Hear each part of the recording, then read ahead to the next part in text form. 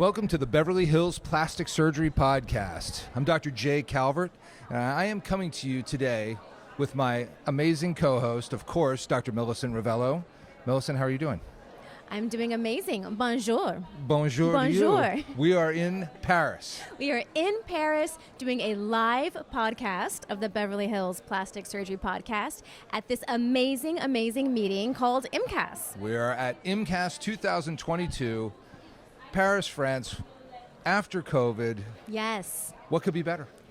Not a whole lot, to be honest. It's pretty good. It's been amazing. It's pretty good. It's pretty amazing. So IMCAS is an international meeting combining aesthetic, dermatology, and plastic surgery practices. So it is a huge international phenomenon with many doctors, many industry partners, and it's just fabulous.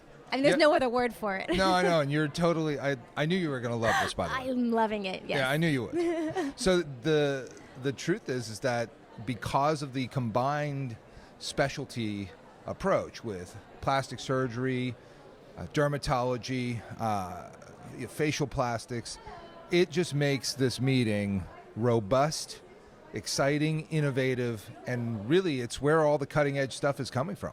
It really is. So from the physician medicine standpoint of things, absolutely. Because at least in America, when we have our meetings, they're very specific to plastic surgeons, to facial plastic surgeons, to dermatologists, to cosmetic surgeons. It's so unique, and each little area has their specialty. And here, from a medicine standpoint, it's everyone. So you're getting a whole breadth of expertise and experience and knowledge that really is quite unique in that regard.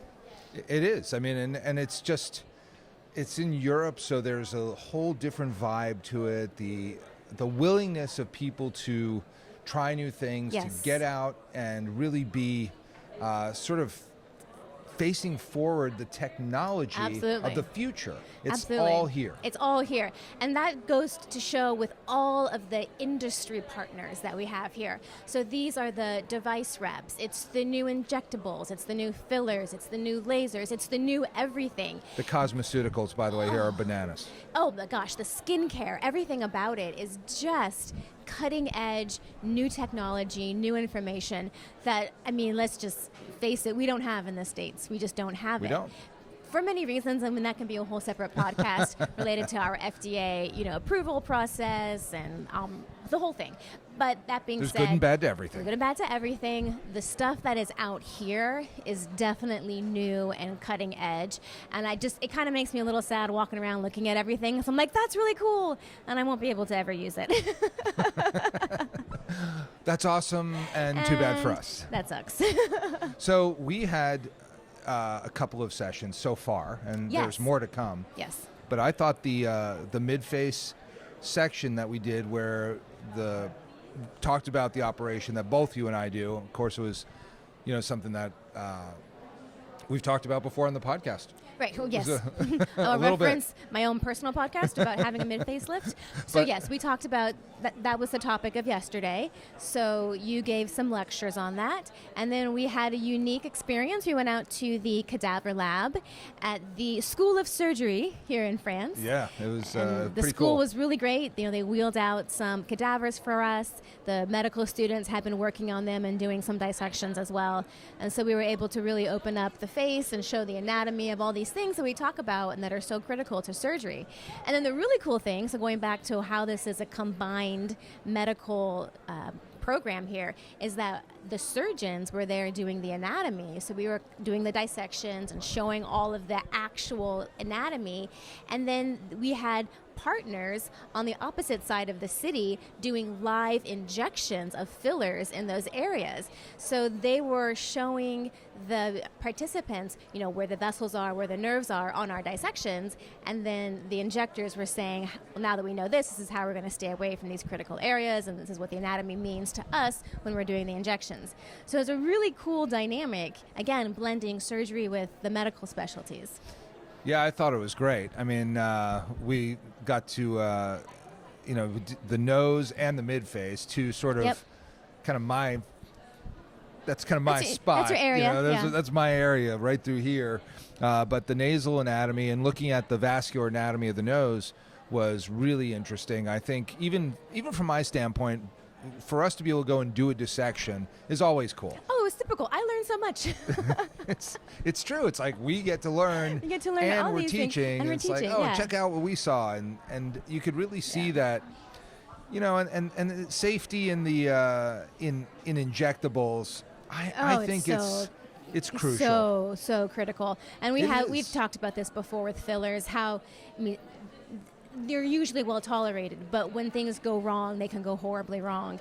And so safety in fillers is really paramount. And that's basically what this whole course was geared towards: safety and avoiding critical structures. Yeah, I mean, and that really comes down to the vascular anatomy.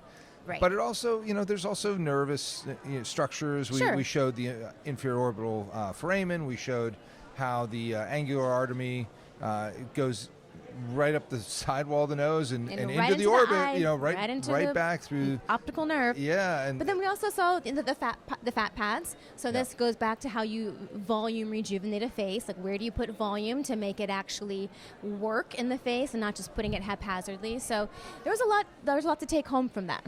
I like how they when I said, yeah, it's really dangerous to inject the nose. You got to watch out for this. And they're like, yeah, and everybody does. So why don't you tell us how to do it safely?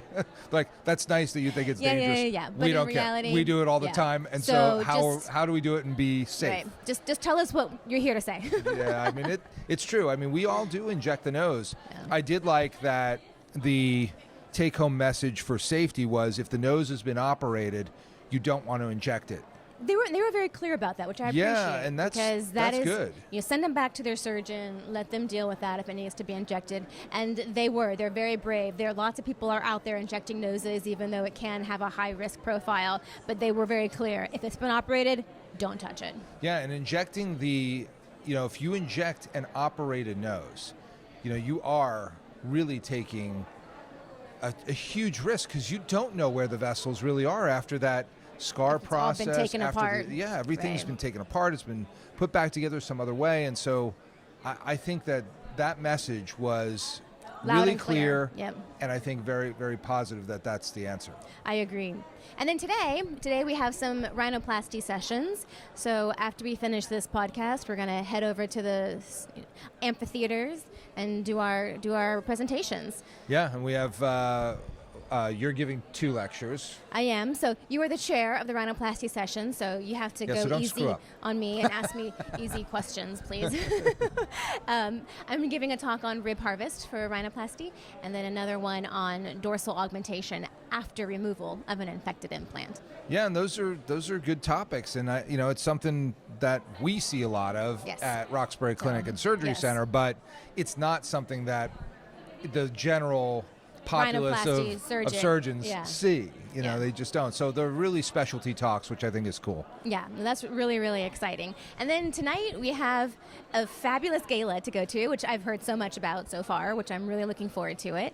And then tomorrow we fly home. It's been kind of a whirlwind 4 days. So, and now on the gala topic, you said to me yesterday that if these are the outfits that the participants are wearing to the conference, you can't even imagine what their gala outfits are going to be like. So I'm going to go on a little detour here, because I have this thing about clothes and about fashion, right? It's your thing. It's kind of my jam. Totally.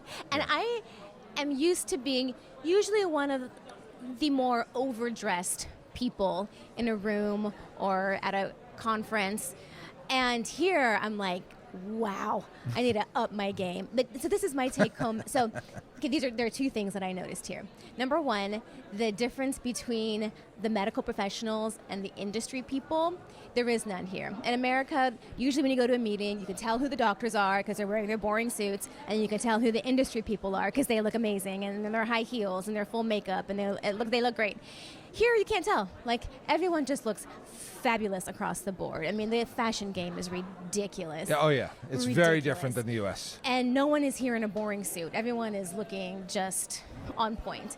Except me. And then I think you're doing your part. I'm trying. You're pulling it. There's a little flavor in there. Little zip to this, a little bit. And then the second thing # I realized. Brie Olson. Yeah. Second thing I realized going home, I need to incorporate 2 things into my wardrobe in America. Number 1, a pastel or citrus colored pantsuit. And number 2, I need to up my bag and shoe game by a lot. Like by a lot. I've also noticed a lot of sequins, but you're not going down that road. I'm gonna stay away from that. We went out to dinner last night. I thought I was wearing a nice dress, and then I'm looking around at just a regular restaurant, and people are in sequins. I was like, gosh darn, I didn't think to bring my sequin dress. You got to bedazzle that stuff. You know, that's the way this works. But I love it. I love the looks over here. Well, it's a great meeting. Always congratulate Benjamin Asher and his team for this unbelievable, unprecedented, really aesthetic meeting. It is really become, in my eyes, the premier aesthetic meeting in the world, and it's enormous too. They were expecting 11,000 participants. Then Sebastian Garçon, who is in charge of surgery for this meeting, said that it might be 13,000 participants. I mean, we'll get the final count, but I'm sure it's going to be in that neighborhood. It seems that way, just looking around. It makes sense. And by comparison, the aesthetic meeting that we have in the States has 1,200? 3,000? 1,500? Which one? the ASAPs, the aesthetic meeting. It's been very, very... I don't even want to venture the guess, and I'm sure they're not happy with the attendance either. So, 1,200 versus 12,000, that's a big number. Yeah, but that's because of the combined specialties. Of course. When you're doing a siloed meeting about, plastic surgery for plastic surgeons and got to be board certified and blah, blah, blah, it really... It narrows the pool. It narrows the pool a lot. There aren't that many plastic surgeons in the U.S. in general. So that's why I like those meetings. Fine. They're great. They're great for what we do, and they're very specific to what we do. This is something where you can kind of get your mind open to some other ideas, concepts that can make us better for our patients. Period. End of story. I can't wait to see what everyone else is presenting and learn some new techniques and see what's happening out here in the world of aesthetic surgery. And the focus on safety is really, it's very evident here. And I love that, because that's really what it needs to be. You want to first and foremost do no harm, and that message comes across here at IMCAS, I think, very, very strong. Very strongly, and in a very well-heeled and fabulous way. Absolutely. Well, anything else, Dr. Avello? Nope, just looking forward to the rest of the meeting and then getting home and maybe applying some of the things we learned out here. Well, in that case, this is the Beverly Hills Plastic Surgery Podcast coming to you from the 23rd arrondissement. Is that correct? Is that where we are? I think we're 17. 17th? 17th arrondissement. Sounds good to me. All right. We'll see you next time. Bonjour. Au revoir. Oh, shoot. Au revoir.